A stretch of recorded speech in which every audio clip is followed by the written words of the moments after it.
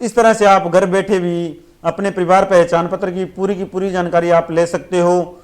उसमें किस तरह से मेंबर डिलीट करना है, उसमें इनकम किस तरह से कम करनी है, या किसी तरह की रिक्वेस्ट डालनी हो वो किस तरह से डाली जाएगी, आपको पूरी की पूरी जानकारी दी जाएगी।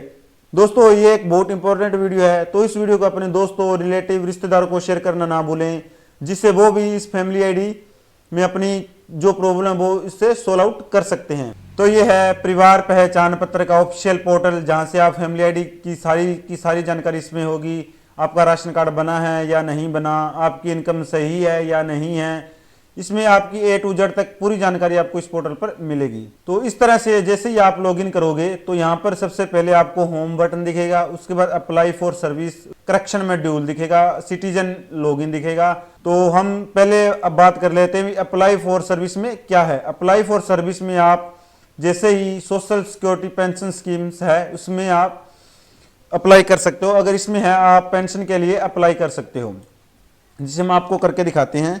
इसमें आप कौन सी पेंशन अप्लाई कर सकते हो। जैसे ही हम अपनी फैमिली डालेंगे तो सर्च करेंगे तो यहाँ पर लिखा आएगा उस सामाजिक सुरक्षा पेंशन योजना का चयन करें जिसके लिए आप आवेदन करना चाहते हो। आप फैमिली आईडी से विधवा और निरक्षित महिला पेंशन के लिए आवेदन कर सकते हो, हिजड़ा भत्ता पेंशन के लिए अप्लाई कर सकते हो और बोना भत्ता पेंशन के लिए अप्लाई कर सकते हो।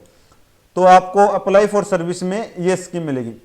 उसके बाद करेक्शन मॉड्यूल स्टेटस में आप अपनी जो करेक्शन लगा रखी है, जैसे इनकम कम करवाने के लिए या ऑक्यूपेशन चेंज करवाने के लिए या अन्य किसी या आपने जैसे कोई रिक्वेस्ट डाल रखी है, तो आपको यहाँ से उसकी रिक्वेस्ट का स्टेटस पता लग जाएगा।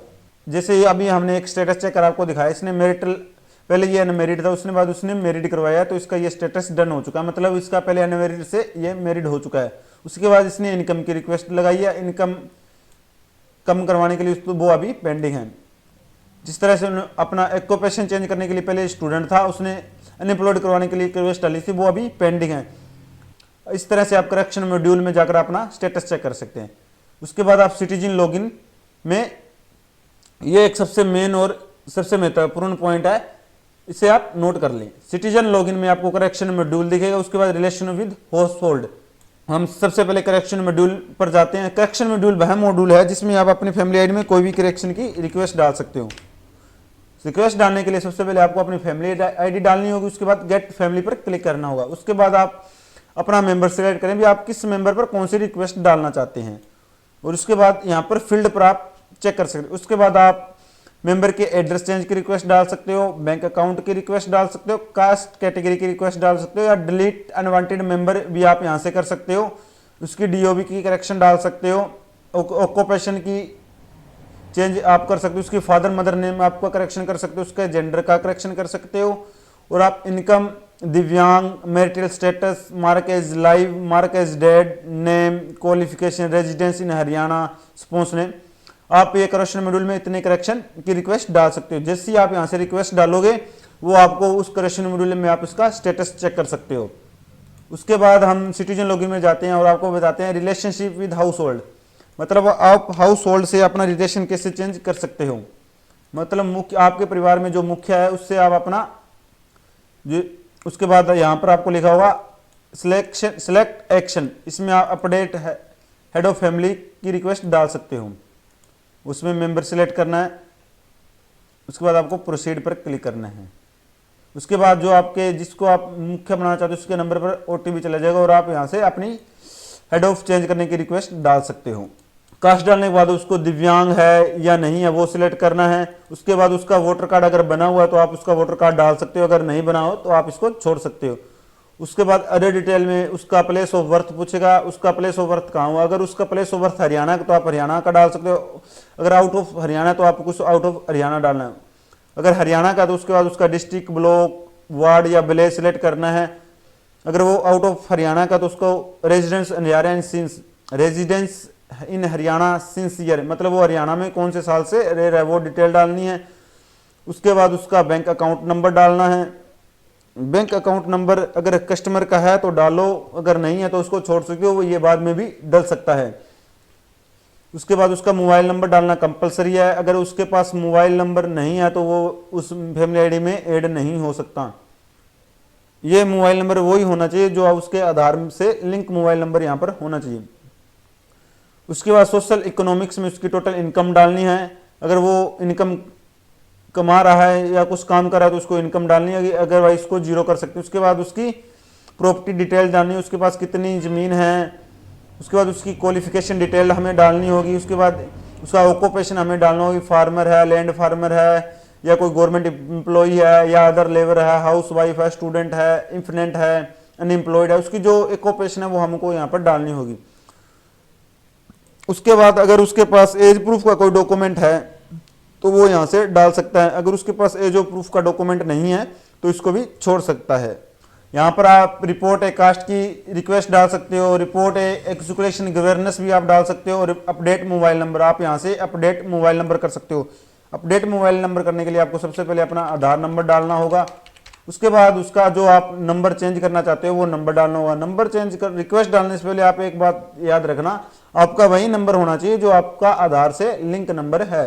अगर वो आपका नंबर लिंक नहीं है तो आप यहाँ से नंबर चेंज नहीं कर सकते। यहाँ से आप अपना राशन कार्ड का स्टेटस जान सकते हो, आपकी फैमिली की इनकम वगैरह जान सकते हो, भी आपकी कितनी इनकम है। यहाँ पर आपकी फैमिली आईडी लिखी होगी, जैसे ही आप इसमें डालोगे फैमिली वेरिफिकेशन डिटेल होगी। यहाँ पर आपकी जो फैमिली आईडी की जो वेरिफिकेशन है उसका का सारा बायोडाटा यहाँ पर शो करेगा, भी आपकी वेरिफिकेशन कौन सी होगी है, कौन सी नहीं हुई है। अगर आपका राशन कार्ड बना हुआ है तो उसका नंबर होगा, अगर नहीं बना हुआ है तो उसमें क्या कारण है, वो आपको सारा का सारा इसी जगह पर शो कर जाएगा। जैसे सबसे पहले आपको फैमिली आईडी होगी, उसके बाद आपका एड्रेस होगा, यहाँ पर आपकी एनुअल इनकम डिक्लेयर्ड होगी, जो इनकम आपने डिक्लेयर्ड लिखवा रखी है वो होगी। उसके बाद आपकी फैमिली आईडी जो इनकम वेरीफाइड होगी, जो डिपार्टमेंट या एलसी लोकल कम्युनिटी द्वारा वेरीफाई की जाएगी, वो यहाँ पर आपको शो करेगी। उसके बाद आपका राशन कार्ड नंबर यहाँ पर शो करेगा, आपका राशन कार्ड कौन सा राशन कार्ड है, उसके बाद आपका राशन कार्ड नंबर शो करेगा, उसके बाद राशन कार्ड का स्टेटस शो करेगा। उसके बाद आपका आयुष्मान कार्ड के तहत नाम आया हुआ है या नहीं, आप आयुष्मान कार्ड के लिए अप्लाई कर सकते हो या नहीं कर सकते हो। अगर आपका आयुष्मान कार्ड में नाम आया तो यस लिखा होगा, अगर नहीं आया हुआ तो नो लिखा होगा। उसके बाद आपका मेंबर्स वेरिफिकेशन डिटेल होगी, आपके जितने भी फैमिली आईडी में मेंबर है वहां से आप अपनी वेरिफिकेशन चेक कर सकते हो। जैसे यहाँ एक मेंबर है, उसका ऑक्यूपेशन, उसकी एज, उसकी इनकम वेरीफाई, उसके बाद वेरीफाई सोर्स भी इनकी जो इनकम है वो किस तरह से वेरीफाई हुई है। इसी तरह से आप वन बाय कर अपनी फैमिली आईडी की डिटेल आप यहाँ से शो कर सकते हो। और इसमें रिपोर्ट कास्ट गवर्नेंस में अपनी कास्ट की जानकारी होगी, अपनी जाति वर्ग की आपकी यहाँ पर जानकारी होगी। जाति कास्ट की रिक्वेस्ट डालना या उसमें अपडेट करना, आप कौन सी कास्ट वेरीफाई है उसका चेक करने के लिए आपको वेरीफाई ओटीपी पर क्लिक करना है।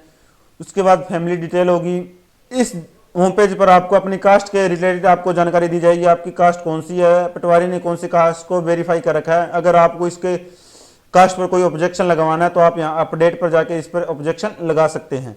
सबसे पहले आपको फैमिली आईडी शो करेगी, उसके बाद मेंबर आईडी, उसके बाद जिस मेंबर की डिटेल आप शो करें, जैसे उसके बाद नाम शो करेगा, उसका फादर नेम, उसकी कास्ट जो पीपी में है जो आपने दर्ज करवा रखी है वो होगा। उसके बाद कास्ट वेरीफाइड भाई पटवारी, मतलब आपकी पटवारी ने जो कास्ट वेरीफाई करी है उसके बाद यहाँ पर वो कास्ट शो करेगी।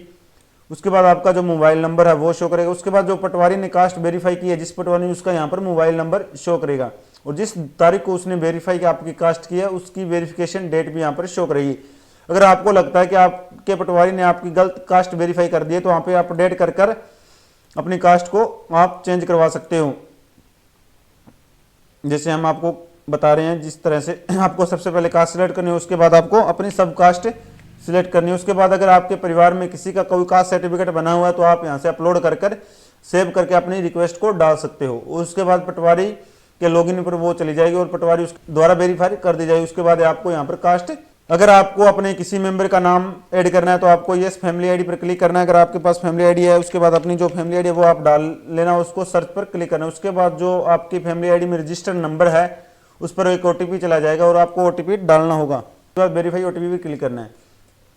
यहाँ से आपकी फैमिली आईडी होगी, ये इसका स्टेटस दिखाएगा, फैमिली आईडी साइनिड है। उसके बाद अगर आप किसी मेंबर को ऐड करना चाहते हो तो आप यहाँ से उस बंदे मेंबर को ऐड कर सकते हो। यहाँ से आपके एड्रेस डिटेल होगी, हम आपको बताते हैं ऐड करना। सबसे पहले हमें कस्टमर का आधार नंबर डालना होगा।